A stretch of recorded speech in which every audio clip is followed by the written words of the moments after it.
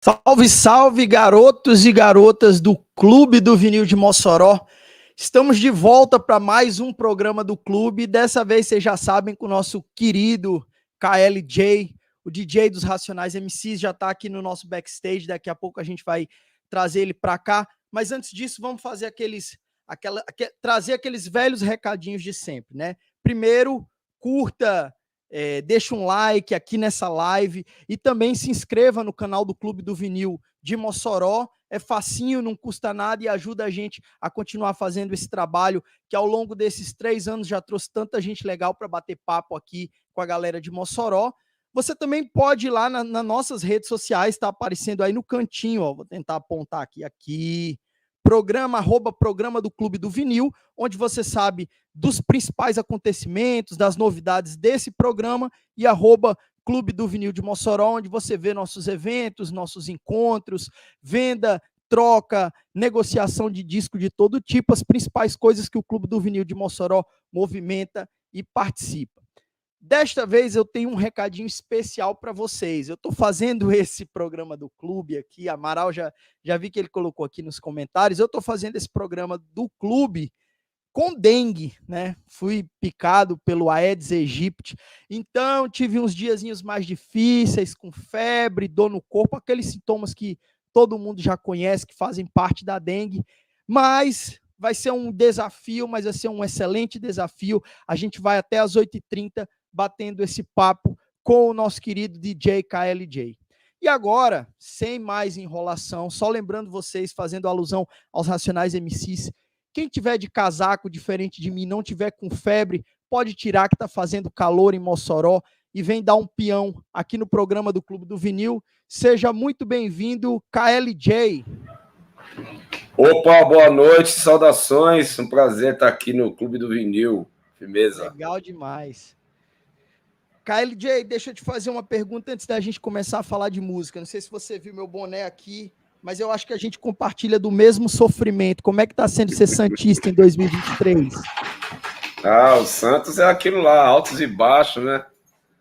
Time de muita tradição e de muitas contradições também, né? Infelizmente tem essa diretoria aí que não renova, não melhora, não se atualiza.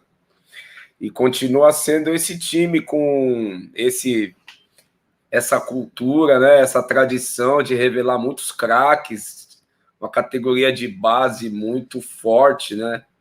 Revelou muita gente boa, revela ainda, mas aí se acomodaram nisso e precisa de mudar, precisa de investimento, precisa trocar de cidade, né? O Santos tem mais torcedores aqui na cidade de São Paulo do que na própria Santos, né? Então o Santos tinha que vir para São Paulo, cara. Fazer uma sociedade com estádio aqui que tá meio parado. Eu achei que ele ia fazer um esquema com a Portuguesa, mas não fez, não. Enfim, né? A gente vai torcendo e sofrendo. Com certeza. Eu sempre digo isso, cara. Santos é 100 e tantos anos de história, 90 de sofrimento, 20 de glórias, e a gente vai mantendo a nossa tradição. De pai para filho. Como foi que você se tornou santista, KLJ? Foi coisa de pai para filho também? Foi, meu pai. Teu pai, né? É. Cara, eu tô vendo aí atrás essas tradicionais caixas de mercado. Isso aí é disco de vinil? Isso aí eu gosto de guardar os discos nessas caixas. Caixa de leite, né? Também. Eu gosto de guardar nessas caixas que fica parecendo com loja de disco. Sim. As lojas de disco, os discos são muito assim. Quando eles não estão numa prateleira, né? Eles estão nessas caixas aí. E eu acho mais fácil de buscar os discos, né? Porque você coloca no armário, você faz muito esforço, o disco está de lado, fica mais difícil de você procurar o disco. Você já tinha batido papo com algum clube do vinil ou a primeira vez? Assim, online, eu acredito que seja a primeira vez. A gente conversou com muita gente desde que a pandemia começou e as pessoas falam muito isso. A gente escuta falar em clube do vinil, confraria do vinil, mas nunca conversei com nenhuma. O Charles Gavan, que você deve conhecer, um grande colecionador de disco. falou isso pra gente, ó, vocês são o primeiro clube do vinil que a gente bate papo. Como é que começou a tua história com a música, KLJ? Quando foi que você começou a ter contato? Quais foram as primeiras referências? Minha história com a música começou quando eu descobri o rádio. Descobri o rádio com a minha mãe ouvindo a minha mãe fazendo as tarefas de casa e ouvindo rádio. Aí eu descolei que tinha ali um instrumento, um aparelho que saía música de lá. Ali eu tive meu primeiro contato, que foi com Martinho da Vila, Roberto Carlos, Beatles, esse pessoal aí. Mas de influência, essa turma chegou a influenciar ou você precisou ouvir mais coisas para ir encontrando suas influências musicais? Lá, remotamente influenciou, era isso que eu comecei a ouvir. Agora, a grande influência foi através do FM, né? Frequências moduladas, que aí era a época que o funk norte-americano estava no auge. O funk e as músicas brasileiras, né? O rock brasileiro também tocava muito nas rádios. Então eu cresci com essa referência, né? Do FM. Até hoje eu escuto FM, porque o FM te proporciona muita coisa boa, notícia, músicas que são lançamentos, músicas antigas. Então eu tive essa referência aí com o FM, nos anos 80. Final dos anos 70, começo dos anos 80. Essa música que você falou, o funk americano, quais eram as referências, assim, quais eram as bandas, os autores que tocavam nessa época que você pescou ali e começou a te interessar? Eu ouvia muito Shalamar, Sky, Brass Constriction, Gap Band, Change, essas bandas aí que eu Até via hoje bastante. essa galera ainda toca assim na tua playlist? Toca, claro que eu toco, é minha referência, né? O Mandrill, esses grupos aí estão na minha memória adolescente, assim, sempre que eu ouço eu lembro da minha adolescência. Você é da Zona Norte de São Paulo, né, KLJ? Qual que é a recordação, qual que é a fotografia que você tem da época ali naquela região? Tinha um campo de futebol em frente da minha casa, hoje onde é a estação Tucuruvi, do metrô. Sim. A minha casa, ela faz parte de um pedaço da estação. Em frente da estação, tinha um campo de futebol. Então eu lembro desse campo, eu lembro que a gente jogava bola na calçada, era uma calçada larga, assim, então dava para jogar bola. Eu lembro disso. Que vem na minha memória, assim, e que eu ouvia as músicas, né? Através do FM, eu era muito novo, não saía, então eu ficava ouvindo os mais velhos contando as histórias dos bailes que eles iam aos domingos, nas domingueiras, né? Nos bailes à tarde. Não é domingueira que chama, como que chama? Matinê. Matinê.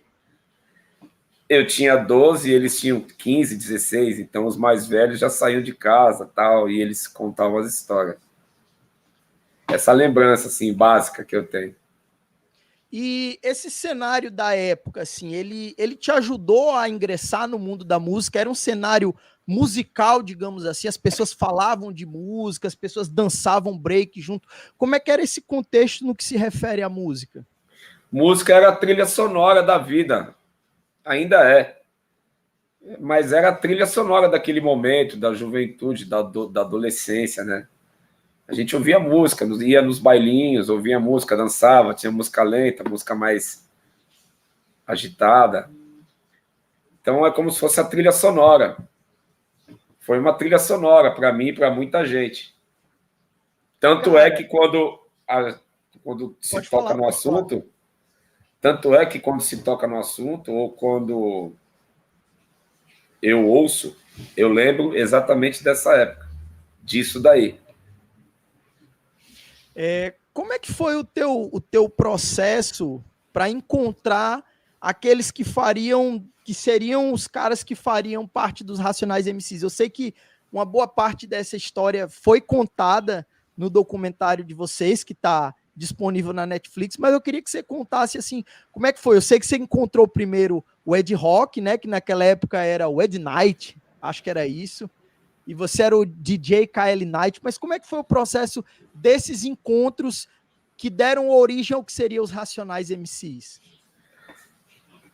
Então, foi um encontro, assim, as coisas foram acontecendo. Eu penso que é um encontro espiritual, astrológico, porque eu comecei a andar com o Ed Rock quando eu tinha 15, 16, que eu já estava envolvido com a música funk, já estava ali indo, começando a ir nos bailes. Eu conheci o Ed Rock e foi quando aconteceu a transição do hip hop, da disco, funk, do funk com o rap, com o hip hop. Hip hop começou em 73, mas o grande acontecimento foi ali, final dos anos 70, começo dos anos 80. Então eu acompanhei essa fusão, né? Quando sai da noite para o dia, né? Eu acompanhei isso. E aí eu já era ouvinte do funk.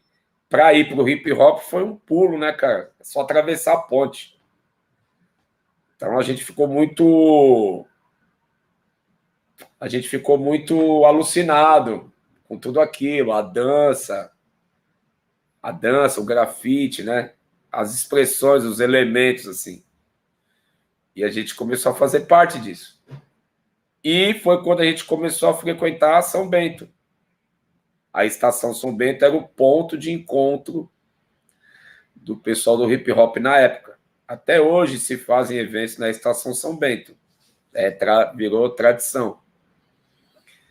E lá a gente encontrou o Brau também. O Brau e o Blue.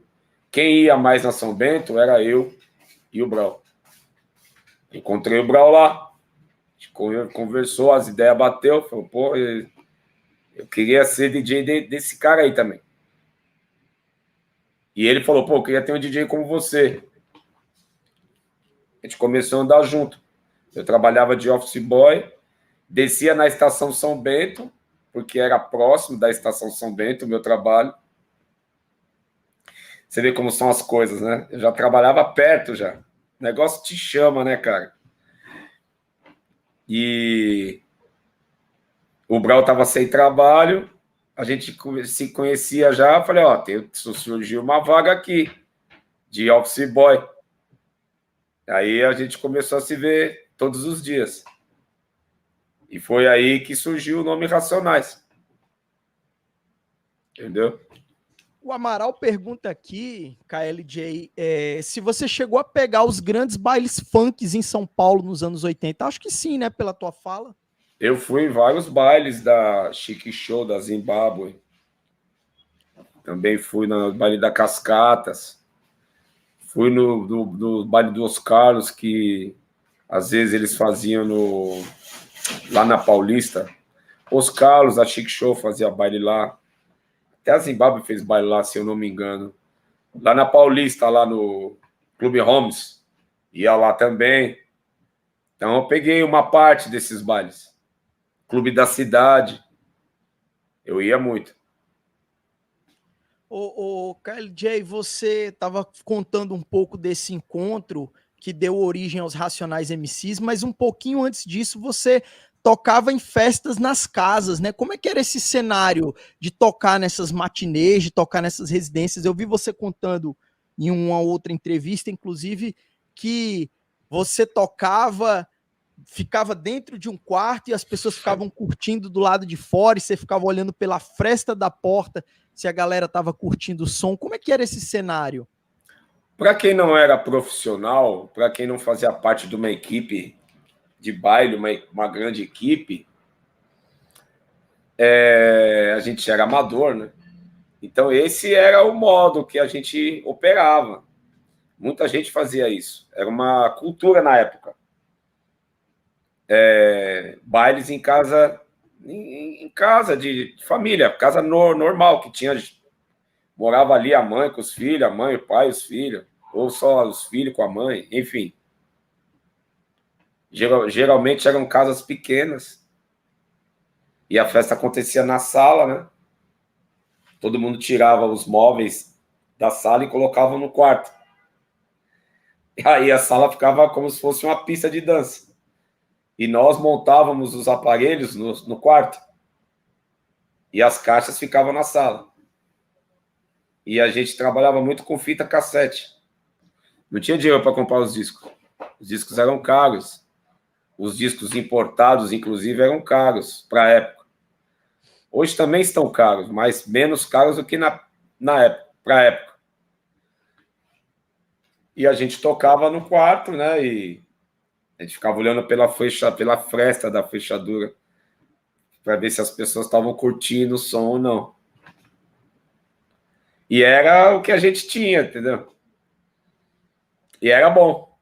Que a gente estava fazendo o que a gente gostava. Você falou um pouco da questão do preço. Que equipamentos eram que vocês usavam naquela época para discotecar? Assim? O que era utilizado? Olha, eu tive um 3-em-1 da Sony, né? 3 equipamentos num só, tape deck, toca-fita, toca-disco e rádio FM. Então eu tinha um 3-em-1 da Sony, que era muito legal para a época, assim. Muita gente teve isso daí. Depois eu comprei em sociedade com de rock um amplificador da Quasa, que um outro cara que fazia baile estava vendendo. E ele comprou também um toca-disco, um tape deck também, um toca-fita da Gradiente, alguma coisa assim. E aí eu ficava vidrado nos toca-fitas da Gradiente, que eles tinham os VUs, né? Os levels ficavam assim. Eu achava o máximo se tocar música e ele tocando junto com a música, né? E aí o que a gente fazia? A gente juntava esses equipamentos, ligava um no outro. E aí a gente tinha ali um mini sound system ali para fazer acontecer. Era um sound system da nossa maneira. A gente, você vê, né? Tipo, como que o fenômeno aconteceu em várias partes do mundo. Começou assim, no Bronx, com o Kool Herc. Não é verdade? A gente fez mais ou menos a mesma coisa inconsciente, nem sabia da história. E nós fizemos mais ou menos a mesma coisa. Então era isso que a gente tinha, e a gente era feliz fazendo aquilo. Porque era o que a gente gostava. A gente se sentia feliz em proporcionar alegria para as pessoas, proporcionar música para as pessoas dançarem. KL, o Eric, que é lá de São Paulo, fala o seguinte: Estação São Bento também foi ponto de encontro dos punks.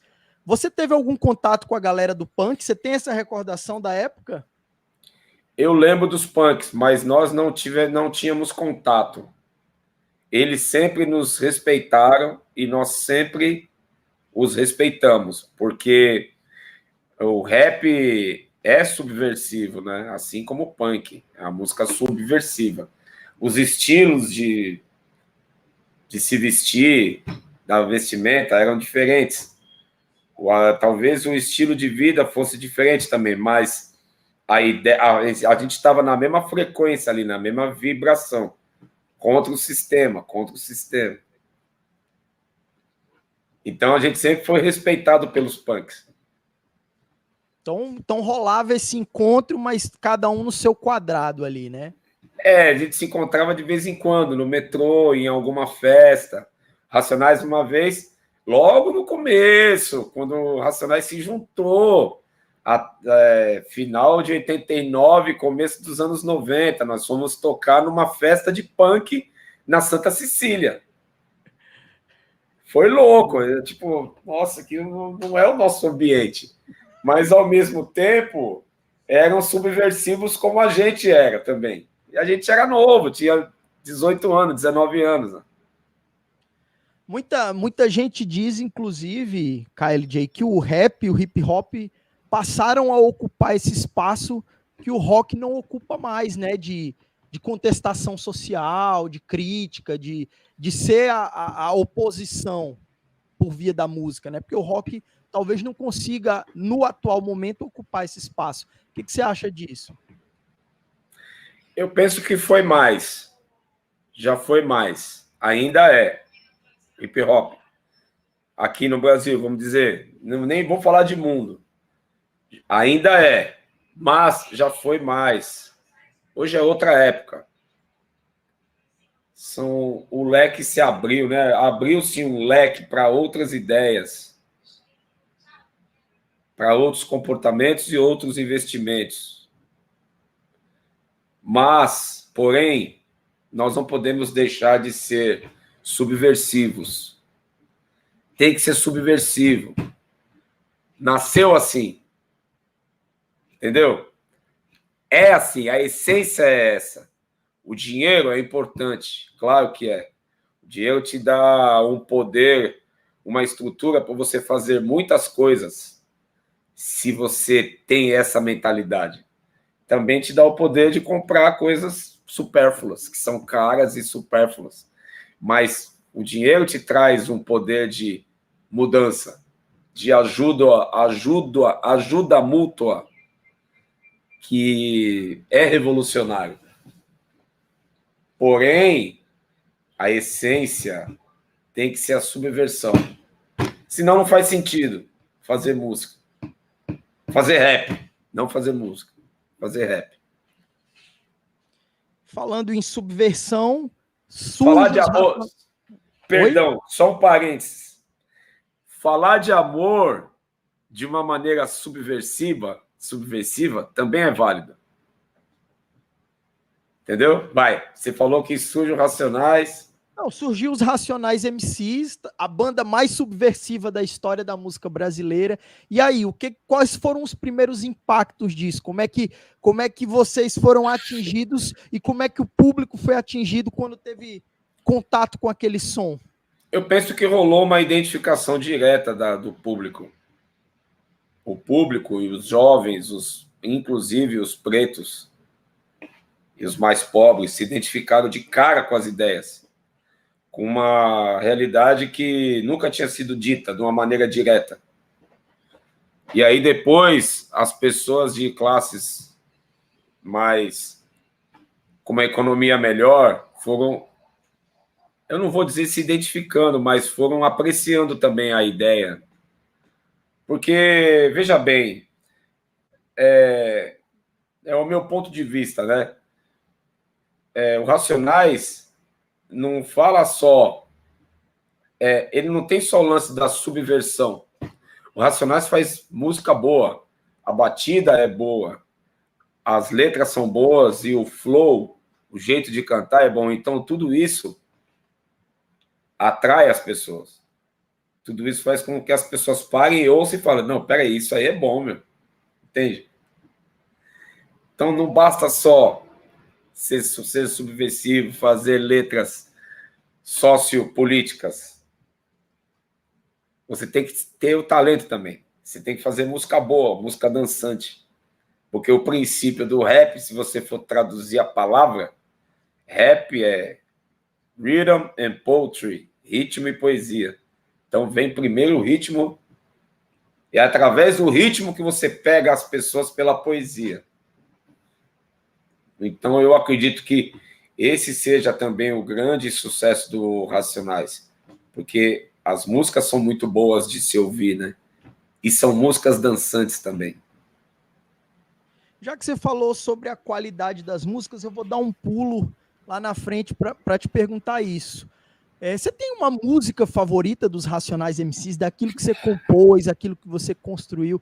Tem uma que é a sua preferida? Pô, o Racionais só fez música boa. Muitas músicas do Racionais são sensacionais.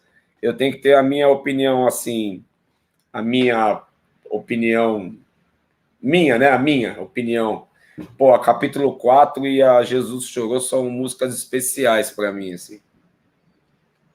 Eu imaginei que você ia falar capítulo 4, eu vou aproveitar, deixa para dizer que eu tenho tatuado capítulo 4, versículo 3 na mão, que acho que é... Recentemente ela se tornou uma música temporal, né? Eu recentemente tive o prazer de participar de uma coletânea que está sendo feita aí por um pesquisador daqui, que enumera as maiores músicas que já foram feitas, e eu tive o prazer de colocar na minha lista capítulo 4, versículo 3, que eu acho que é uma das maiores músicas que já foram feitas em língua portuguesa, né, cara? É uma obra-prima em todos os aspectos. Ela é muito forte, ela é muito forte. E é um rap boom bap, né, mano? É um boom bap, né? Você sabe que muita gente tem a imagem daquela apresentação de vocês em 98 na MTV, por exemplo. Eu guardo isso na lembrança. Assim, eu estava começando a me entender como santista, era menino ainda, e aquela imagem do Mano Brown entrando com tudo no VMB, a camisa escrita Santos. Eu nunca tinha visto ninguém famoso santista, então foi a primeira vez que eu vi alguém que era famoso santista, e o cara arregaça com aquela letra. Qual foi o impacto daquela participação no VMB para vocês? Olha, para mim, na hora que eu estava ali, você não percebe muita coisa. Você quer só que o show aconteça, que o disco não pule e que os MCs não errem e que dê tudo certo. Então, depois você vê o vídeo e você fala, nossa, ficou louco. Mas você ali na hora, você só quer que dê tudo certo, entendeu? Nem para o público você consegue olhar direito. Então eu fiquei muito preocupado com os discos, com a música não pular. Eu ouvia o instrumental ali umas 3 vezes em casa, limpei o disco. Eu pensei, não pode pular, não pode pular. Eu fiquei num lugar estratégico assim, entende? Pedi para eles, pelo amor de Deus, não passem perto de mim, entrem por fora. Porque uma pisada em falso ali poderia pular e poderia estragar toda a apresentação que era ao vivo. Ao vivo, com vinil ali ao vivo, entendeu? Então é muito arriscado. Sim, sim. Então eu pensei na hora que para tudo dar certo. Só isso que eu pensei. E deu certo e entrou para a história. Deu certo. A maior apresentação da história do VMB é deu certo. Aquele capítulo 4, versículo 3 de 98, ano que vocês ganharam tudo, né? Mas queria voltar um pouquinho antes no tempo. Tem várias perguntas no chat, vou já enquadrar elas aqui no nosso bate-papo, mas queria saber de você o seguinte, cara. Quando vocês começam a fazer sucesso, e isso são trechos do que foi dito no documentário que está disponível no Netflix, vocês falam sobre furar a bolha, né, de entrar na periferia. Como foi esse processo da música de vocês começar a entrar na periferia e começar a falar pela periferia? Você lembra desse momento em que rompeu a bolha e que vocês começaram a falar para a periferia? Eu lembro, rolou uma identificação imediata, como eu tinha te falado, porque começou a tocar no rádio, começou a tocar nos programas específicos voltados para esse público.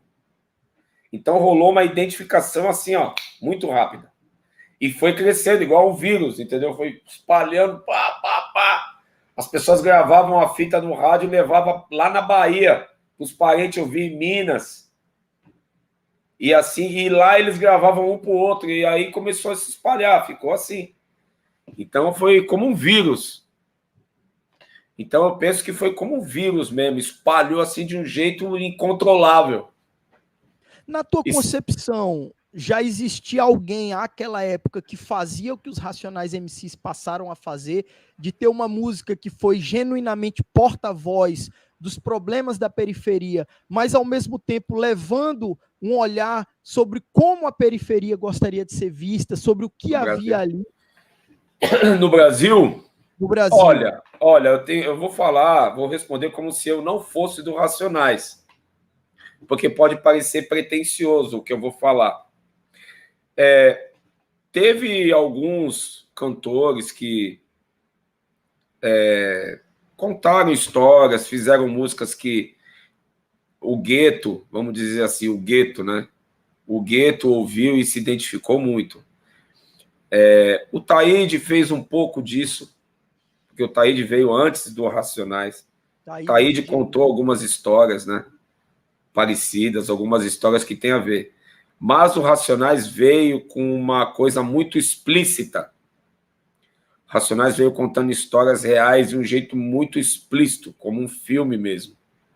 Então isso foi muito arrebatador. Então eu penso que, como Racionais, ninguém fez. Agora, né? Então, agora eu estou falando isso sendo o Kleber fora do Racionais. Agora o KLJ voltou para a entrevista. Entendeu? Tranquilo. Nesse sentido, nosso parceiro, compadre Caboclo, que é um rapper aqui de Mossoró, faz a seguinte pergunta: como tu vê a relação entre música rap, DJs, beatmaker e as universidades, sendo que é um ambiente que desqualifica total os artistas do hip hop por não terem formação? Tu interage com as academias? Queria só aproveitar o gancho que ele deixou, KLJ, para falar o seguinte: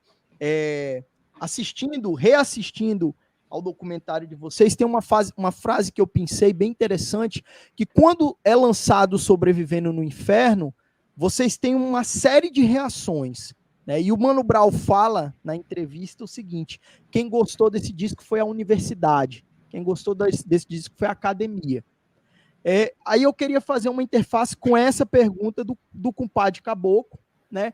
Que fala sobre o seguinte: como que se dá essa relação entre a cultura hip hop, a cultura de periferia e as universidades? Você tem alguma interação com as academias? Eu sei que vocês estiveram numa aula magna da Unicamp há algum tempo atrás, né? Mas como é que é essa relação? Fala pra gente. Eu penso que o hip hop é uma cultura de rua. É a universidade que tem que nos chamar para ir lá ensinar eles. Não nós que temos que pedir permissão para entrar lá. Entende? Entende o contexto? Porque a cultura da rua já é uma universidade, da vida real. Essa universidade ensina outros valores, outros princípios. A gente interage, ok, mas nós não pedimos para entrar lá. Eles que têm que nos chamar, eles que têm que levar a nossa cultura para ensinar a eles. Entende? A nossa pós-graduação veio da rua, não veio da universidade. É legal o link entre as duas coisas, mas nós não precisamos de pedir para entrar. Por favor, deixa eu dar aula aí. Por favor, deixa eu ser um professor ou fazer um seminário. Não, porque nós já fazemos isso nos shows, nos bailes, nas entrevistas, já são aulas já. Entendeu? O compadre, como ele chama? Compadre Caboclo. Compadre Caboclo, espero ter respondido a sua pergunta. O KLJ, em dado momento vocês eram jovens pretos da periferia brasileira e em dado momento vocês passaram a ser figuras muito famosas, figuras muito importantes para muita gente. Como é que foi essa transição e como é que foi administrar isso? Do KLJ Office Boy fazendo mixagem na vitrolinha de madeira para o KLJ, um dos DJs mais importantes do país, com dinheiro no bolso, muito conhecido, com muitas responsabilidades. Como é que foi essa transição, a chegada da fama? A maturidade vai te ensinando tudo isso. Você tem que estar muito atento para isso. Porque a fama, ela te hipnotiza, né? Acho que cortou o sinal aí seu. Aí, voltou. A fama te deixa meio hipnotizado, né, cara? Você fica meio fascinado. A fama faz você achar que você é melhor do que os outros. Que você tá no nível superior, que os outros são meras... Você nivela os demais, ela faz você nivelar as pessoas por baixo. E não é isso. Você é um ser humano, uma pessoa comum, que tem um talento ali através da música que, sei lá, diverte as pessoas, ensina as pessoas, mas, no geral, nós somos semelhantes. Então, esse processo ele veio todo com a maturidade, com a idade. Você vai aprendendo, né? Ficar sempre mais com o pé no chão, a tentar respeitar todo mundo, não, né? Não querer humilhar ninguém. Às vezes você tem que ter um pulso mais firme ali, porque às vezes tem pessoas também que abusam da sua paciência, abusam da sua atenção, né? De você ser uma pessoa legal, atenciosa. Então é um lance de saber lidar e de ser maduro e de crescer também. Crescer como artista e como pessoa, tudo ao mesmo tempo, entendeu? Eu tô trocando uma ideia de igual aqui com você. Eu tô aprendendo com você, você tá aprendendo comigo e as outras pessoas estão interagindo com a gente. Então a gente está na mesma vibração. Eu não tô aqui como o guru superior, tá ligado? Eu tô passando para você o meu conhecimento, né? Tipo assim, esse pé no chão que mantém a gente vivo, sendo respeitado, que mantém a gente trabalhando aqui e ali, porque nós temos que ter boas relações. O artista, inclusive o artista que tem mais projeção, vamos dizer assim, ele precisa ter esse entendimento de ter boas relações. Porque a boa relação é o segredo do sucesso também. Tá ligado? Eu conheço um monte de artistas, homens e mulheres extremamente talentosos, que não têm boas relações. Briga com todo mundo, briga com contratante, briga com fã. Todo lugar que vai arruma uma confusão. Entendeu? Então a gente tem que estar muito ligeiro com as relações humanas. Eu penso que o Racionais teve um bom aprendizado. Porque um ensina para o outro também. Nós crescemos um ensinando para o outro como ter boas relações. Um cobrar do outro, ó, você falou aquilo ali, não foi legal, ô, você fez aquela fita ali, não foi bem, não foi bom aquilo, ô, pá, presta atenção. Tá ligado? A gente teve essa camaradagem, né? Essa preocupação de um se preocupar com o outro, essa interação do grupo crescer junto, entendeu? Tá dando certo. Eu aconselho isso para as pessoas. O segredo do sucesso é também ter boas relações, saber se relacionar. Você falou sobre sucesso, falou sobre carreira, e eu acho que sempre que a gente fala nesse assunto, em especial quando envolve o rap, o hip hop, as pessoas querem associar isso àquela coisa da ostentação. Como é que você vê essa parada da ostentação? Porque me parece que querem imprimir ao rap, ao hip hop e a qualquer cultura de periferia que ela sempre fale do sofrimento, que ela não possa falar das coisas boas. Como é que você vê essa coisa do hip hop, do funk ostentação, do trap? Como é que você vê isso? Eu acho que são coisas delicadas. Cada um tem um jeito de pensar. Se você perguntar para o Brau, ele vai falar uma coisa, o Ed Rock ele vai falar outra coisa. O Blue também. Eu penso que muitas vezes a ostentação é uma armadilha justamente para você deixar de ser subversivo. Muitas vezes. Porque você tem uma coisa boa, eu penso que você não precisa ficar mostrando. Você pode dar outros exemplos que podem ajudar as pessoas, porque nem sempre as pessoas vão conseguir comprar o carro que você tem, ou o relógio que você está usando, ou a casa que você comprou. Eu penso que a ostentação gera muita inveja de muita gente, gera uma energia ruim em cima da pessoa que está ostentando. Aí já mudou para um papo mais espiritual, tá ligado? Que eu acredito muito. Então você ser muito invejado ou invejada não é legal.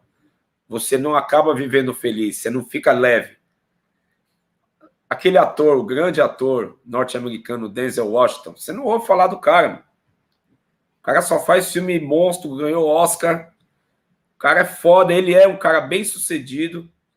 É um cara que deve morar numa puta casa da hora, mas ele não fica mostrando. Entende? E ele tá até hoje, ele sobrevive. Robert De Niro é outro. Robert De Niro mora em Tribeca, em Nova York, bairro de bagaça. Tem restaurante, tem uma parte de coisa e você não vê não vê a vida pessoal dele.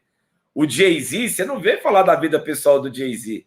Raramente, você só ouve falar dele quando ele vai numa entrevista, quando ele faz um show. Você não vê ele mostrando onde ele tá, o que ele tá fazendo, entende?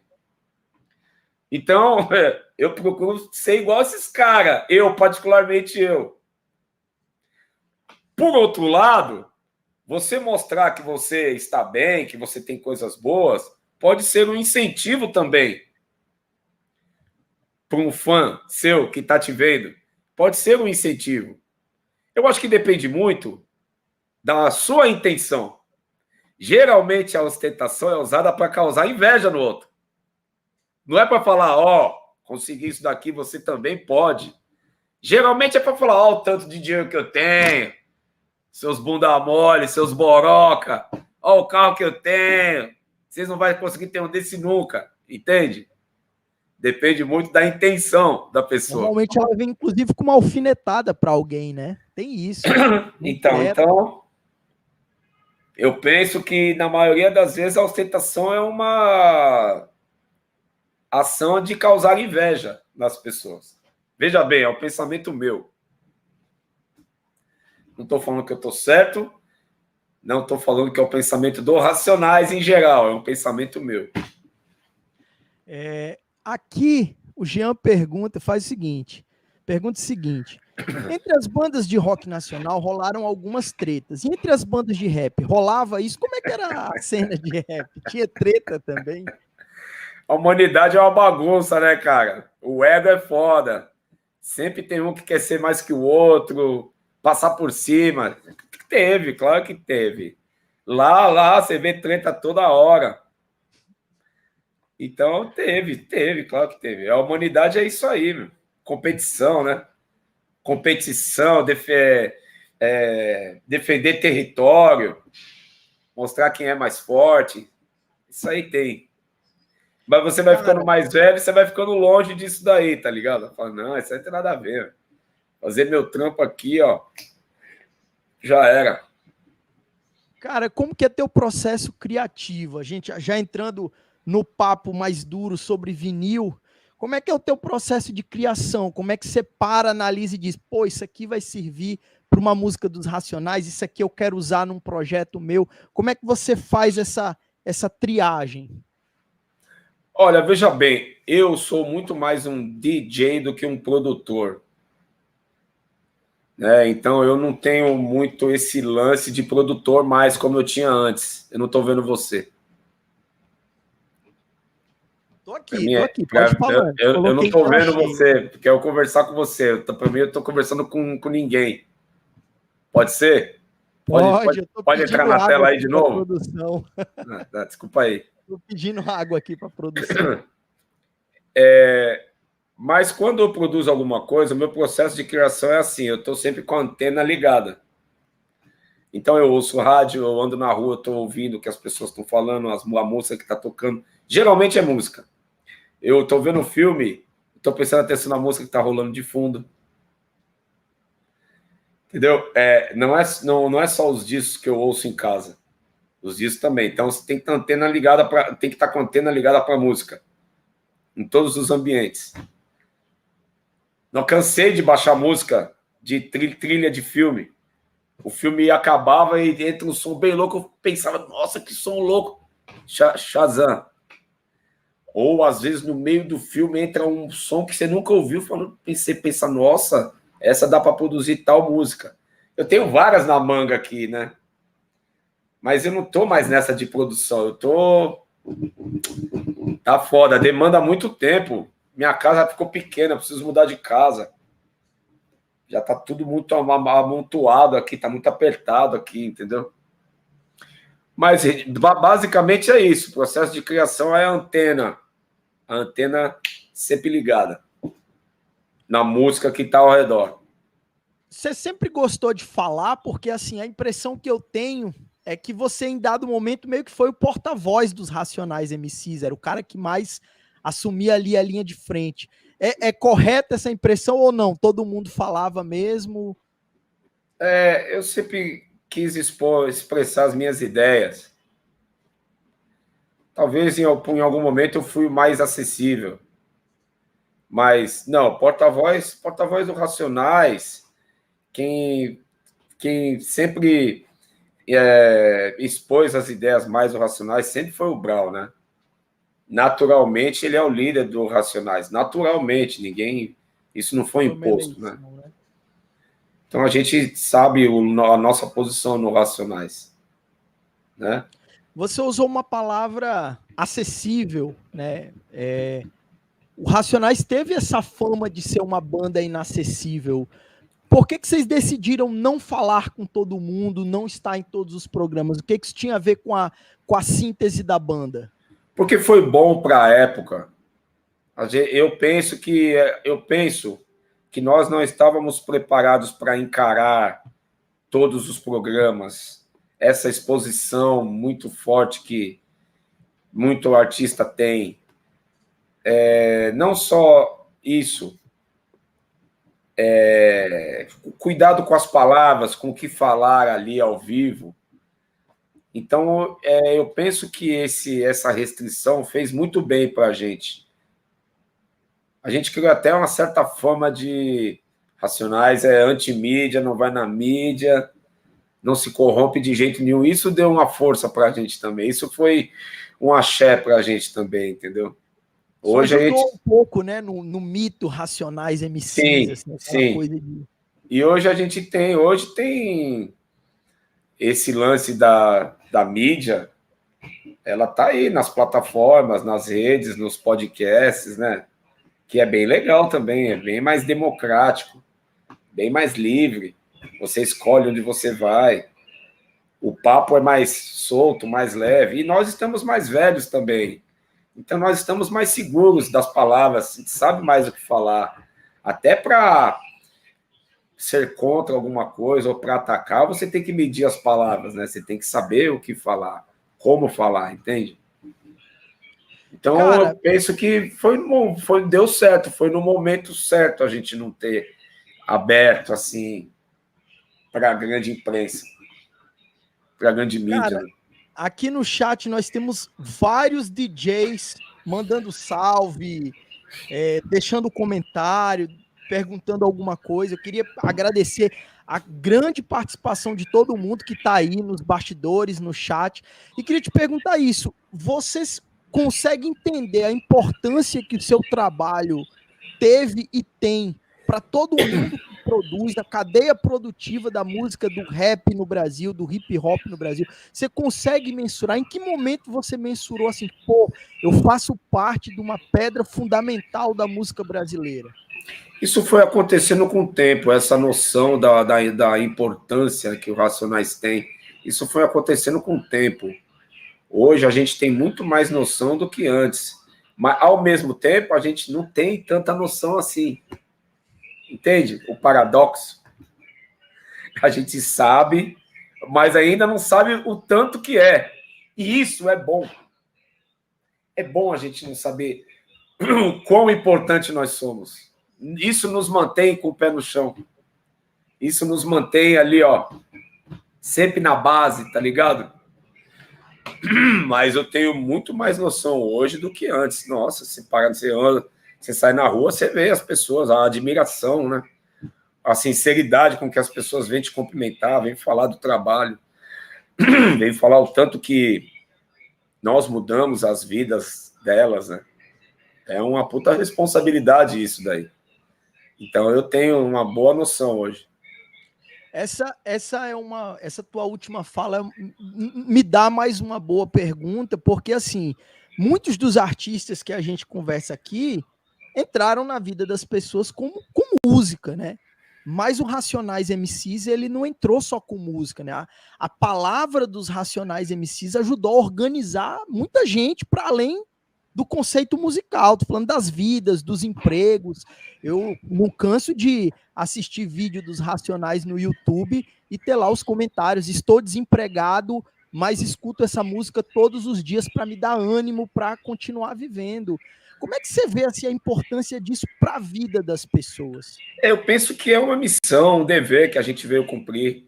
Ao mesmo tempo, tudo isso tem um grande peso, uma grande responsabilidade que a gente tem que respeitar, né? A gente tem que respeitar isso e cuidar disso, ter um cuidado com isso.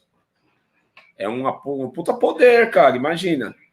Imagina, a pessoa tá lá sem emprego, não só sem emprego, gente que perdeu pai, perdeu mãe, sofreu acidente, foi preso e ouve a música e aquela música te dá a força para você viver um dia após o outro e sobreviver e se levantar.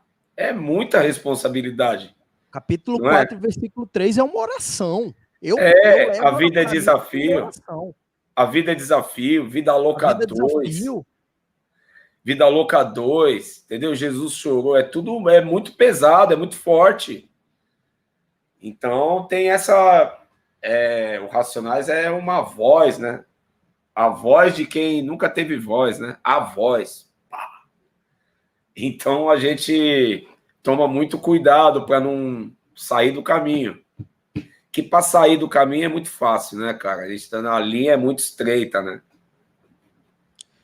E falando sobre esse caminho que vocês percorreram, pessoal que quer falar de vinil, a gente volta já para o assunto do Ó, vinil. falta meia hora, hein? Falamos de um monte de coisa, Falta menos de meia hora. música, Já menos de falta vinil. meia hora, porra. Já foi 1 hora de bate-papo.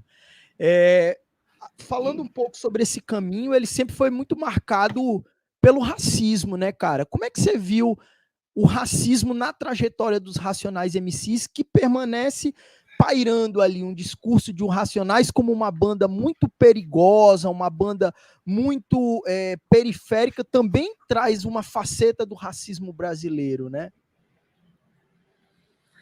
Então, o racismo, eu falava que o racismo era uma doença, né? Não, o racismo é um sistema de poder. Obrigado. É um sistema de poder para controlar pessoas. Controlar. Como que fala? Oprimir. Oprimir e controlar. Então a gente teve que enfrenta até hoje de uma certa maneira, né? Muitas vezes de um jeito, não vou dizer leve, mas sutil. Mas a gente foi passando por cima, foi enfrentando e foi abrindo caminho. Entendeu? Vamos ser real. É um meio de oprimir e controlar as pessoas, através do lance de ser superior, né? Eu sou superior a você porque você tem a pele escura e o cabelo crespo. Eu sou superior a você porque mesmo você tendo a pele clara, você tem os traços de uma pessoa de pele escura e o cabelo também. Entende? Então, o rap veio muito com esse lance da autoestima, de você gostar de você não depender, não querer ser aceito no meio que não te aceita. Isso é a quebra de paradigma. Você vai enfrentando, você vai mudando, né? Entendeu? Você vai mudando. E isso é 1000 graus, é uma luta, uma guerra. Você não viu o Brau esses dias no podcast dele, ele reclamando dos caras do Multishow lá, que o cara falou que ele era perigoso? Não, é perigoso, sei o quê? Isso é racismo. Sim. É perigoso por quê? Tipo, né? Alguém poderia no programa questionar. Mas por que você tá falando Por que ele é isso perigoso? dele? O cara é artista. O cara é artista, Entendeu? ganhador de PMB, Mas ganhador do Grammy. ele vê como perigo. Entendeu? Aí é a sutileza. Ele fala que gosta, que admira, mas ele é perigoso. Isso é racismo. Sutil. Que o Brau pegou na entrelinha. Pegou ali na entrelinha, que no lugar que você não percebe, ele, opa, aqui, ó. Então a gente enfrenta. O sutil é o mais perigoso, porque ele não é descarado, né? Ele não é direto. Ele tá na entrelinha. É isso aí. Cara, Tá já na que sutileza. falta meia hora para o nosso papo, ainda tem outros temas aqui na mesa, mas queria que você, se for possível, mostra pra gente aí um pouco do que você separou de vinil, cara. Fala um pouco dos teus equipamentos. A gente já recebeu colecionador de vinil, jornalista, cantor, compositor, mas nunca um DJ. Primeira vez que o Clube do Vinil recebe um DJ. Então, Meus discos estão longe. desfaz logo o primeiro mito, que disco de DJ não serve para ser comprado, né? O pessoal diz que é todo arranhado, é verdade isso? Antigamente era. Hoje, com as agulhas com alta tecnologia, não mais. Porque, por exemplo, sistema de agulha? As agulhas da Shure, da Gico, elas não riscam o disco. Elas podem até gastar, mas assim, é aquele gasto do suco quase que imperceptível por conta da tecnologia que elas têm, por conta da agulha, do diamante ali, de como ela foi calibrada e tal. Mas uma agulha dessa Shure tá na casa do quê? R$1.000? Para um DJ que toca com vinil, um DJ de hip hop, inclusive, que mixa e faz scratch, tem que ter uma agulha dessa. Infelizmente, ela é cara. 1.000 não, mas tá uns 500, 600 dólares, muito caro, né? Sim. Uma agulha da Gico, por exemplo, ela custa de 500 a 700 reais, uma. Mas ela tem uma puta durabilidade. Tem agulhas muito boas para tocar com vinil. Eu penso que a Gico é a melhor. A Shure, a Gico. E em terceiro lugar vem a Ortofon do Gilbert. A do Gilbert, a da aranhazinha. Essa é muito boa para tocar com vinil também. São agulhas que não riscam os discos. Hoje, mas quais são os equipamentos que você usa? Eu uso MK2, o Mixer Pioneer, claro, ou o DJM400 ou o DJM900. E as agulhas é Shure e Gico, as que eu mais toco com vinil. Shure e Gico. A Ortofon Gilbert, eu não uso muito. Eu uso em lugares que tem muito grave, que tem um sub muito forte. Aí ela resiste mais, ela não trepida tanto quanto as outras. Mas qualidade, volume e assim, é uma não violência com o vinil, são essas duas, Shure e Gico. Você é conhecido por ter a mão muito leve, né? Assim, na hora de tocar. Isso tem um pouco a ver com os equipamentos que você usava quando a grana era mais curta? Sim, com certeza. Eu falei isso lá no documentário. Eu acho que eu falei isso. Ou em outra entrevista eu falei isso. Alguma das entrevistas você falou. Eu tinha um toca-disco Garhard. Não tinha pitch, não tinha... Era um toca-disco de correia e pulava fácil. Então, eu tinha que tocar de um jeito que não pulasse. Então, você vai calibrando a sua mão para ela ficar cada vez mais leve. Então, eu acho que eu tenho a mão leve. Mas leve por conta disso, entendeu?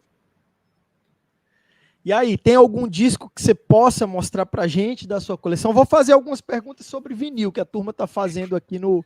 Eu vou lá pegar o disco, vou lá pegar o disco. Vai lá. Vai perguntando aí. É o tempo que eu vou fazer aquela nossa... Vou tirar o KLJ de tela, eu vou ficar vendo aqui, é o tempo que ele vai lá embaixo buscar. Pô, a gente tá com uma puta de uma audiência, então pedir a você, deixa o like, se inscreva no canal do Clube do Vinil de Mossoró e aí embaixo aqui, ó, peraí, deixa eu apontar meu dedo aqui, você tem @programa Clube do Vinil, @Clube do Vinil Mossoró. Esses são nossos dois endereços no Instagram. Você vai lá, clica lá e segue a nossa página. A partir disso você vai ver todo o conteúdo do Clube do Vinil de Mossoró. Agradecer a todo mundo que está assistindo a live. Muita gente, caramba, KLJ batendo nossos recordes aí. Obrigado. Vou colocar algumas mensagens aqui em tela enquanto o KLJ está organizando ali tudo. Vou tirar ele aqui de tela, vou me deixar em tela cheia. Amaral tá dizendo que não vai dar tempo de falar no vinil. Eric, legal. No documentário tem um vídeo de um show dos Racionais na rua, a criançada cantando fim de semana no parque. Essa cena é uma das mais legais do documentário. KLJ lembra desse rolê? Vamos já perguntar para ele. Geral cantando junto cada rima. Vamos ver o que tem mais aqui. Minha vista tá ruim. Marquinho Filho, diretamente de Belém do Pará, no coração da Amazônia. Um salve a todos. E ao meu conterrâneo Marquinho, um salve. Obrigado pela audiência. KLJ já está aqui, de volta em tela. Antes de você falar dos discos, KLJ, o Eric pergunta o seguinte: no documentário tem um vídeo de um show dos Racionais na rua, a criançada cantando fim de semana no parque. Você lembra desse rolê, geral cantando junto cada rima? Lembro, foi lá na Zona Sul. Ou foi na Zona Sul ou foi na Zona Leste. Um desses lugares. O Brau tem a memória melhor que a minha. Foi um desses dois lugares aí. A gente tinha 21 anos. Imagina. 22. Imagina. Legal, legal. 22 anos e toda a Zona Sul cantando Racionais no coro. Foi uma época muito boa, foi muito bom. Vai, vamos Mostra mostrar aí pra gente os discos. Vou te colocar em tela cheia pra você mostrar e pode ir falando um pouquinho de cada um, beleza? Esse aqui é o Change. Tem uma música muito bonita aqui que chama Hold Tight. E também tem uma muito bonita que chama Paradise, que é mais balanceada, assim, mais funkão. A Hold Tight, ela é mais cadenciada. Eu demorei uns 15, 20 anos para encontrar esse disco, porque há 35 anos atrás era muito difícil você saber os nomes das músicas, saber quem cantava. Então, o meu aprendizado foi meio demorado em relação a isso. Eu não tocava em lugar nenhum, eu não era um DJ de equipe de baile. Então, eu via as músicas na rádio, e na rádio não falavam quem cantava. A rádio tinha muito essa deficiência. Então, esse disco é muito especial para mim, do Change, que tem a música Hold Tight, que eu amo. É uma das músicas que está no meu top 10 das preferidas do KLJ. Aqui, esse disco aqui, o Car Wash, do Rolls Royce, né? Aqui o Brau pegou uma música daqui e fez a sua função. Dá uma levantadinha pra gente ver. Ele pegou o baixo. Legal, ele pegou o baixo de uma música aqui e fez a sua função de um jeito sensacional.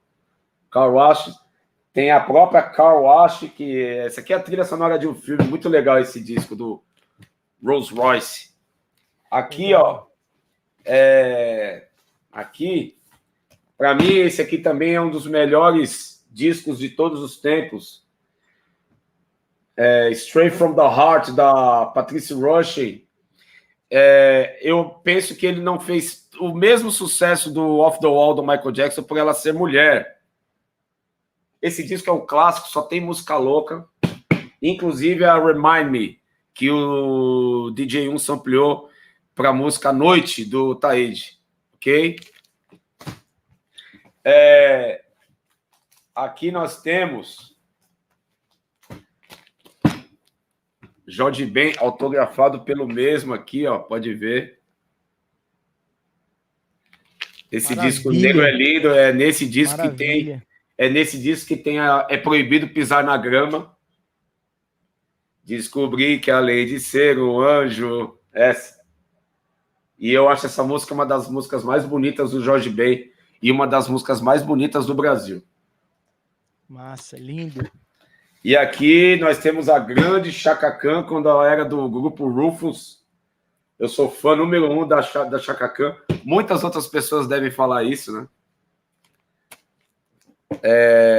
Eu acredito, tenho 90% dos discos da Chaka Khan.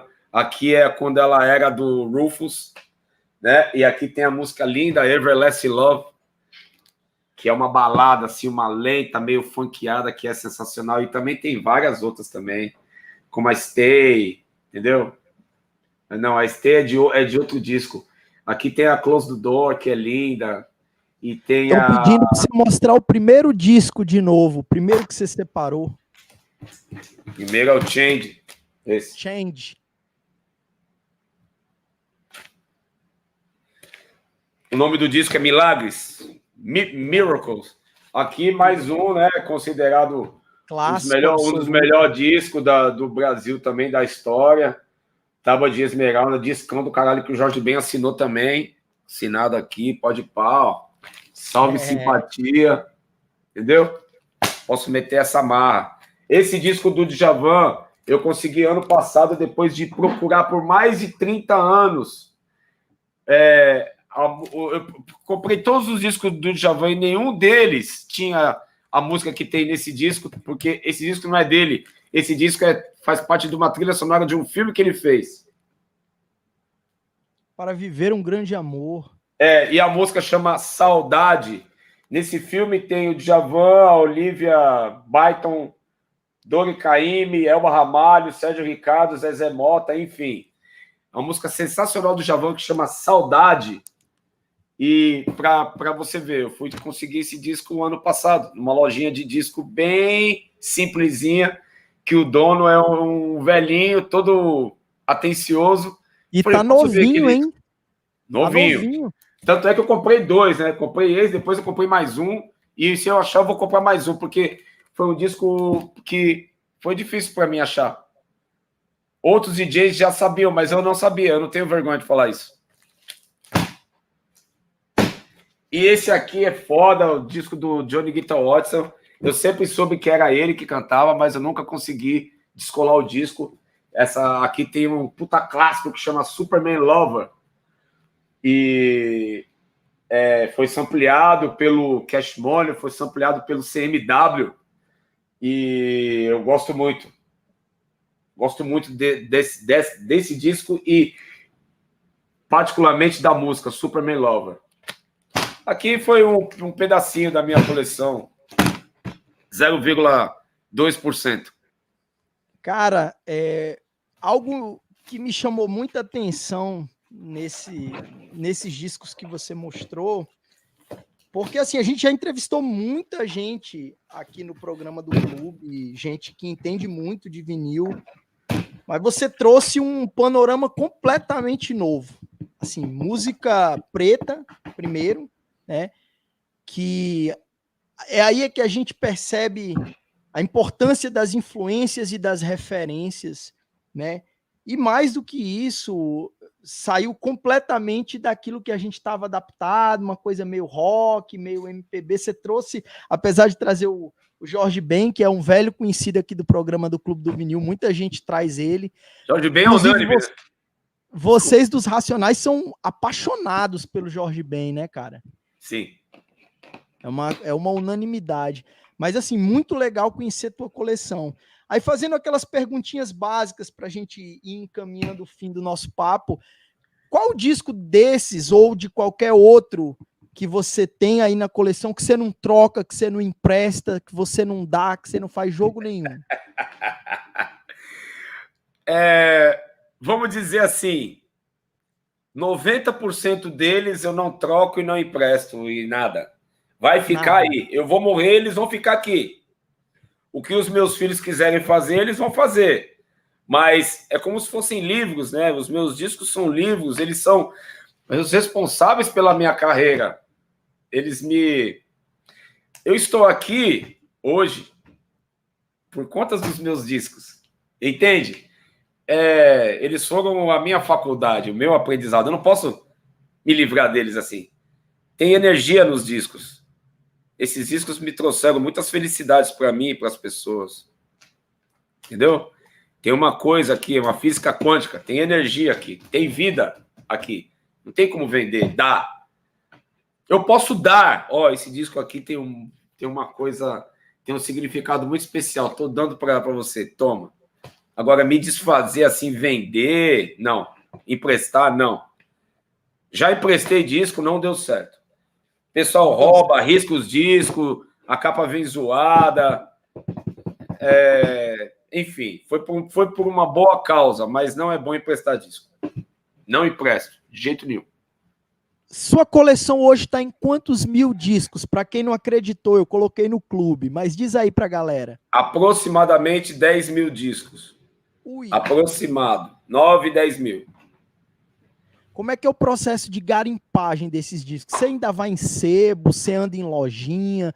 Como que é o esquema? Ando, não tanto quanto antes, mas eu ando. Hoje eu sou mais seletivo, né? Mas hoje tem também a internet, você compra os discos pela internet e tal, né? A informação chega muito mais rápido, mas é legal garimpar. Você sempre acha. No garimpo, você sempre acha alguma coisa extraordinária. Você fala, uau, esse daqui eu queria, esse. Pá, você compra. É um prazer diferente, né, cara? Você tá ali garimpando no meio e achar aquele... Faz parte da profissão também. Porque eu não compro disco para colecionar, eu toco os meus discos, né? Eu uso meus discos para tocar, eu trabalho com eles. Eles são minha ferramenta de trabalho. Ferramenta de trabalho, né?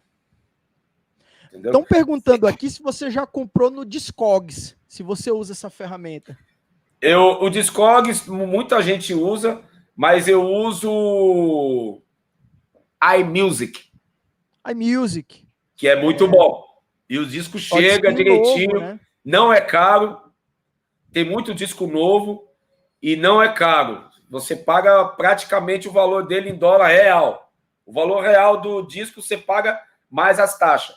Eu acho que esses caras ganham com as taxas. Então eu uso muito eMusic. Cara, e que disco você tem aí nesses 8.000 que é da tua coleção e que ninguém acreditaria que você tem, assim? Pô, KLJ tá escutando isso aí? Pink Floyd. Sério? Ó, as bandas de rock. Pink Floyd, Fleetwood Mac, Steely Dan. Esses caras são do caralho, mano. Esses caras fazem música negra. Eles são brancos, mas eles fazem música negra. E os brancos tocando. As minhas 3 bandas de rock preferidas.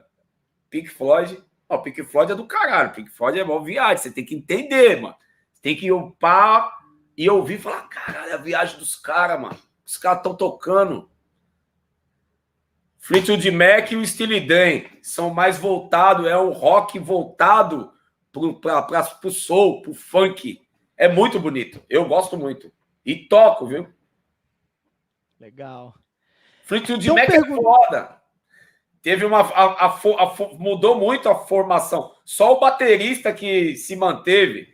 Os integrantes todos foram mudando. Aí quando entrou a mina lá, Stevie Nicks, aí ele arrebentou o Fleetwood Mac, né? Aí foi pro mundo. Foda. Você vai sabendo das histórias, você fala, ó, que legal, mano. Muito louco isso aqui também. Cara, já perguntaram aqui algumas vezes, vou colocar aqui em tela, o Davi pergunta, já ouviu falar no álbum The Miseducation of Lauryn Hill? Claro. Que na verdade, ela, vamos dizer assim, ela sampleou do livro The Miseducation of a Black Man. Aí ela transformou em The Miseducation of Lauryn Hill. Tá contando a história dela. Da vida dela. Mas eu comprei esse disco quando eu estava em Nova York. A primeira vez que eu fui, esse disco explodiu. E aí eu comprei lá na Fat Beats esse disco.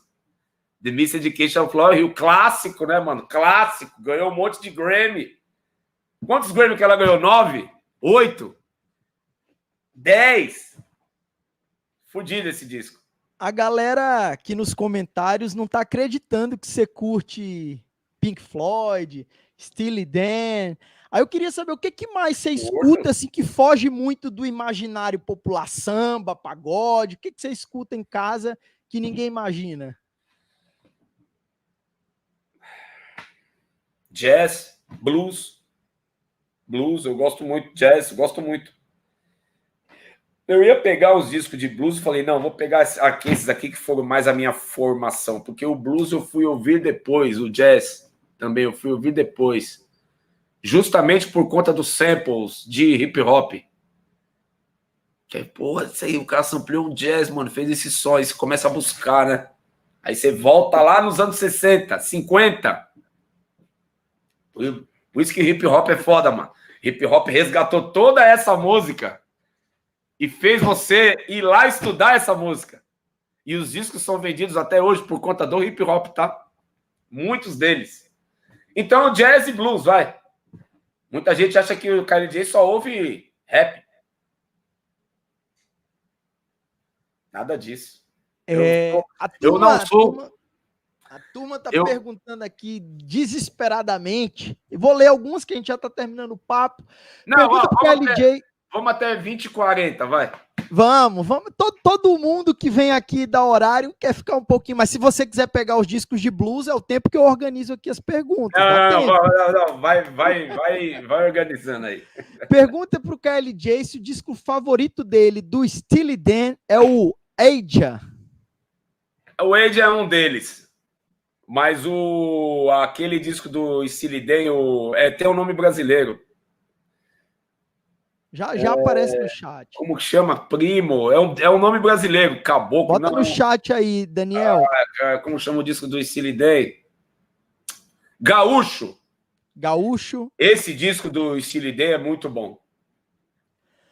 Outra que a galera tá perguntando, e eu acho que dá pra gente juntar aqui. Qual álbum preferido de Marvin Gaye, Aretha Franklin, desses clássicos da música preta norte-americana? Quais são teus álbuns favoritos? O do Marvin Gaye, para mim, o do Marvin Gaye, que eu acho muito bom, é o Here My Dear, que ele se separou da mulher dele e fez o disco para a mulher dele. É um álbum duplo, que ele tem o desenho dele assim como se ele estivesse em Roma. Here My Dear. Sensacional. Agora, aquele disco do Marvin Gaye, que esqueci o nome, que é o clássico, o grande clássico dele, que o pessoal tá dançando assim, né? Que esqueci o nome. Going On. Não. É um disco que a capa é um baile black, assim. Como se todo mundo, um baile de preto, todo mundo desenhado. Esqueci o nome. Esse álbum do Marvin Gaye é foda, é o clássico dele, fudido.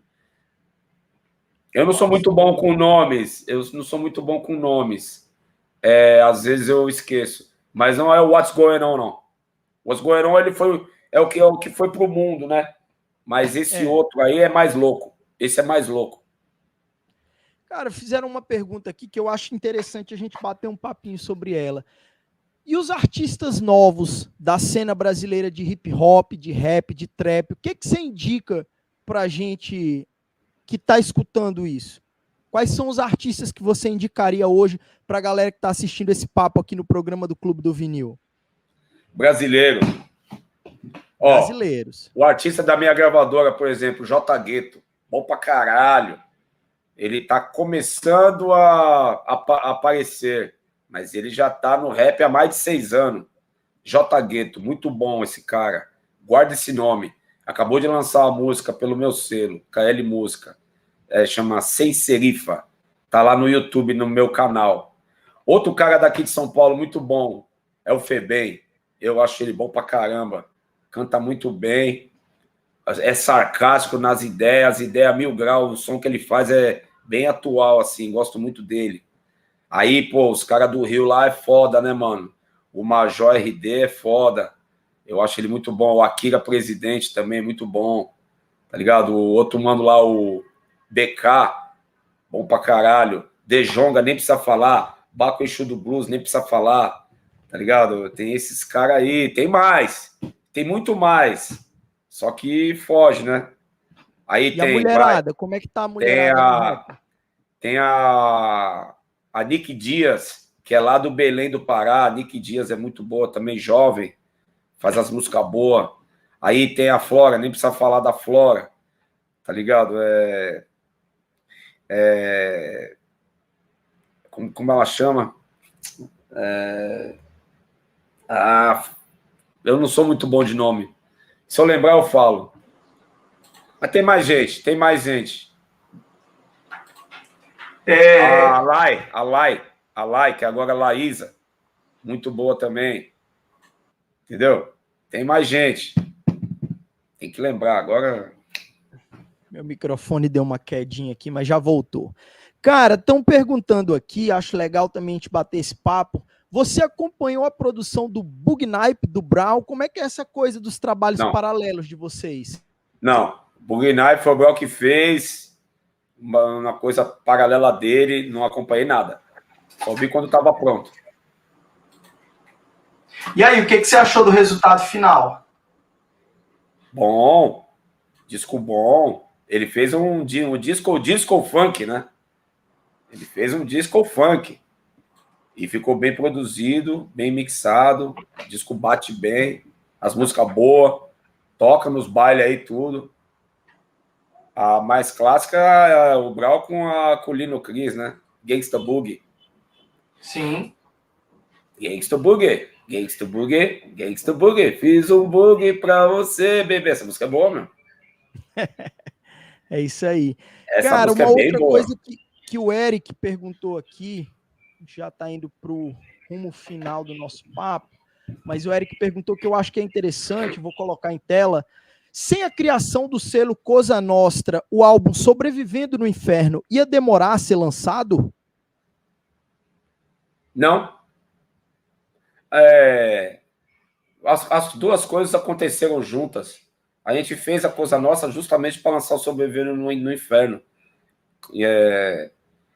Independente, né? Produção é independente. As duas coisas aconteceram ao mesmo tempo. Falando em Sobrevivendo no Inferno, que é um dos discos que eu tenho de vocês em vinil, vocês têm noção dos preços dos discos do vinil do Racionais MC? Sabem desse processo de hipervalorização? Como é que vocês lidam com essa coisa toda? Porque parece assim que é uma coisa que fala uma linguagem que deveria circular às ruas, mas que é um pouco difícil de chegar, dado ao preço, né, que está muito inflacionado. Acaba se tornando raro porque acabou daquela época que a gente fez. Os originais de época praticamente acabaram. Quem tem que quer vender pede uma bala mesmo. E aí o disco vale o valor que estão pedindo nele. Quando bater o martelo, você vê que vale. Tem disco do Racionais que estão pedindo 5 mil reais. Não é isso? Você tem os originais do Racionais MCs em vinil? Tem. Todos? Todos. E uma parte de gente quer comprar, hein? O KLJ na batida também tá com uma boa cotação também. O volume 3. Volume 3, né? Tem previsão do volume 4, KLJ na batida? Não, é 3, 2, 1. 3, 2, 1. Eu lancei o 2 eu não lancei em vinil, não. Só lancei nas plataformas e em CD. Que é duplo, Porra, é foda. Muita música, mano. Tem que fazer o disco duplo, encarece muito, fica muito caro. Se for um CD duplo, talvez tenha que ser um disco triplo, né? Porque disco tem que ser EP, mano, 6 músicas. Ou LP com 8, vai, que caiba ali no vinil, que não perca a qualidade. Aí você vai fazer 2 vinil, já encarece. Faz 3, encarece mais ainda. Foda. Mas eles estão pedindo uma bala. O Nada Como Um Dia mesmo é uma bala. Sobrevivendo no Inferno da época, nossa. É impossível de conseguir, cara. Caríssimo. Acaba se tornando uma coisa rara. É por isso você sabe que por isso que a gente fez a reprensagem. Foram reprensados, né? Vocês têm previsão de uma nova reprensagem desses discos? Esse ano. Vai sair? Esse ano sai. Coisa boa. Aí deve sair por algum selo ou pela própria Cosa Nostra? Não, sair pela Cosa Nostra. Cosa Nostra de nós. Porque vocês lançaram recentemente pela 3 selos, não foi? Pela 3 selos, mas a gravadora continua sendo a Cosa Nostra. Cosa Nostra e vai sair ou Bug Night. Legal. Vamos ver se tem mais alguma coisa. O Eric pergunta, tem um monte de perguntas aqui, mas vai ficar difícil você responder. Hoje é quinta-feira, vai ter Sintonia Fest. Conte mais sobre esse projeto. Não, hoje não vai ter. Vai ter quinta que vem, aniversário. Sintonia a gente faz uma vez por mês. E a gente vai fazer quinta-feira que vem, daqui uma semana, que é o aniversário de 21 anos do Sintonia. Aí vai ter participação do Ed Rock e do Sombra. Vai ter bolo e vai ter muita música boa. Vai acontecer lá no Fabrique, na Barra Funda, e os ingressos estão sendo vendidos pelo Simpla, e a gente está colocando nas nossas redes, sempre lá no Story, no feed, e tem sempre lá o link para entrar e comprar, e os ingressos estão em preços ótimos. O primeiro lote já foi, as primeiras 200 pessoas já compraram a R$30, agora nós já estamos na metade do segundo lote, que é R$40. Aí tem o terceiro lote que vai ser R$50. É isso aí. KLJ, cumprindo o combinado com você, queria te agradecer demais pela participação. Você disse que não tinha participado ainda de nenhum programa de Clube do Vinil, nenhum encontro de Clube do Vinil. Agora participou diretamente com o Clube do Vinil de Mossoró. Antes da gente encerrar, só quero perguntar para você o seguinte: os Racionais MCs estão parados para shows, estão fazendo turnê, tem previsão de vir ao Nordeste? Racionais está fazendo um show por mês. Um por A mês. gente vai fazer sábado agora em Recife. Legal, sábado em Recife. Sábado agora, dia 1º de abril. Não é mentira. Vamos fazer Racionais lá. Então estamos fazendo um por mês. Então tá bem restrito. É isso. Eu assisti vocês em Recife, naquele Citibank Hall, Credit Card Hall, alguma coisa hall assim. Sim. Queria te agradecer. Um abraço a você, a todos os Racionais MCs que são tão importantes para a gente, e deixar a palavra aberta para você finalizar esse papo, inclusive falando com as dezenas de pessoas que nos assistiram aqui, comentaram, mandaram mensagens, foram centenas de mensagens aí. Primeiramente eu quero agradecer ao convite de vocês, né? O seu convite, muito grato de estar aqui. É sempre bom a gente conversar. A gente sempre lembra de coisas que estavam lá guardadas no HD, que a gente nem lembrava mais. Foi bom compartilhar de um pouquinho da fatia dos meus discos com vocês. E eu estou feliz com a minha posição, com o meu nome, com o lugar que eu ocupo como DJ na cena, na cultura. Né? Eu estou muito feliz de ir aos 53 ainda ter uma posição importante, tá ligado? De estar trabalhando, estar tocando, das pessoas quererem ir nos lugares para me ver. É muito bom fazer o que gosta. Eu não entrei nesse game, nessa cultura pela fama, nem pelo dinheiro. Entrei pela paixão. Só que você começa a trabalhar e a ganhar dinheiro e ficar famoso. Aí você tem que saber administrar tudo isso. Mas a minha paixão ainda é a mesma. Eu estou na cultura ainda pelo mesmo motivo, porque eu sou apaixonado pela minha profissão. E foi muito bom poder interagir com vocês nessas 2 horas aí, que passaram rápido. Valeu. Falou? Um abraço, KLJ. Um abraço a todos de Mossoró. Mossoró é qual estado? Rio Grande do Norte. Rio Grande do Norte, longe, hein? Vamos armar um baile aí de vinil. Vamos armar um baile de vinil aí, mano. Vamos sim. A gente arma aí, eu levo os discos aqui, ó. Nós fazemos uma festona. Valeu. Tá ligado? Junto. Vamos armar mesmo, hein? Vamos armar que eu vou. Levo o meu case e o caramba. Massa, o contato já tá engatilhado, então. Já tenho contato já. Um abraço, KLJ. Muito obrigado. Obrigado a todo mundo que assistiu. O programa do Clube do Vinil volta em breve. Tchau, vida louca. Um abraço a todos e eu desejo melhoras aí para você. Falou, meu mano? Valeu, Cláudio. Um abraço. Abraço.